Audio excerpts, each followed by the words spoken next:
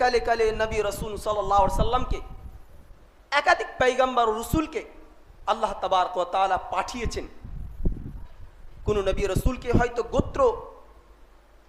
কোন গোত্রের দিক থেকে, কিংবা কোন নবী রাসূলকে তার জাতির দিক থেকে বিভিন্ন প্রান্তে বিভিন্ন জায়গায় আল্লাহ তাবারক ওয়া তাআলা মতান্তরে 1,24,000 পয়গম্বর পাঠিয়েছেন। এর পিছনে উদ্দেশ্য একটাই, কালেমা লা ইলাহা ইল্লাল্লাহ তাবলীগ করা, দাওয়াত দেওয়া। কোরআনের মধ্যে একাধিক আয়াত রয়েছে, নূহ আলাইহিস সালাতু ওয়াস সালাম থেকে নিয়ে একাধিক আম্বিয়া কেরামের, নবীদের, রাসূলদের বাণী রয়েছে তার কওমের জন্য। ইয়া কওমি উবুদুল্লাহ ওয়া লা তুশরিকু বিহি শাইয়্যা, হে আমার জাতি, হে আমার কওম, হে আমার গোত্রের লোকেরা, উবুদুল্লাহ, এক আল্লাহ অদ্বিতীয়র ইবাদত করো, ওয়া লা তুশরিকু বিহি শাইয়্যা, এবং তার সাথে কাউকে শরীক করো না।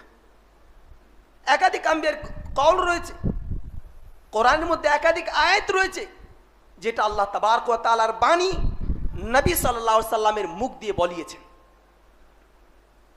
তাহলে প্রথমে আমরা জানতে পারি যে প্রত্যেক নবী রাসূল যে প্রেরিত হয়েছিলেন তার পিছনে উদ্দেশ্য একটাই, কালিমা লা ইলাহা ইল্লাল্লাহর দাওয়াত দেওয়া, আল্লাহর একত্ববাদ, আল্লাহ তাবারক ওয়া তাআলার বাণীকে প্রচার প্রসার করা, মানুষের মাঝে ছড়িয়ে দেওয়া, আল্লাহর তাওহীদ মানুষের মাঝে ছড়িয়ে দেওয়া, যার বদৌলতে আজ আমরা শরিয়া পেয়েছি, যার চেষ্টা প্রচেষ্টার কারণে আজ আমরা শরিয়া পেয়েছি। সেই শরিয়তের মূল যেটা কালিমা লা ইলাহা ইল্লাল্লাহ, এর সম্পর্কে ছোট্ট করে এবং সংক্ষিপ্ত আকারে আলোচনা করব ইনশাআল্লাহ তাআলা। আল্লাহ তাবারক ওয়া তাআলা সূরা মুহাম্মাদের 19 নম্বর আয়াতে বলেন, ফা'লাম আন্নাহু লা ইলাহা ইল্লাল্লাহ। এখানে আমরের সিগা বলা হয়েছে, আল আমরু বিল উজুব। কোরআনের মধ্যে যতগুলো আমরের সিগা রয়েছে সমস্ত ওয়াজিবের উপর দালালাত করে। আল্লাহ তাবারক ওয়া তাআলা বলছে, ফা'লাম, জানো, সঠিকভাবে জ্ঞান অর্জন করো, আন্নাহু, নিশ্চয় তিনি, লা ইলাহা ইল্লাল্লাহ, এক অদ্বিতীয়।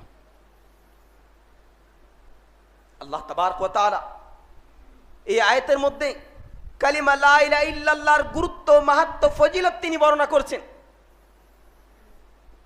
যে তোমরা সঠিকভাবে ইলম অর্জন করো, জ্ঞান অর্জন করো, সেই জ্ঞান যে জ্ঞান তোমাকে জানিয়ে দিবে যে লা ইলাহা ইল্লাল্লাহ, আল্লাহ ব্যতীত কোনো উপাস্য, কোনো ইলাহ, কোনো মাবুদ নাই।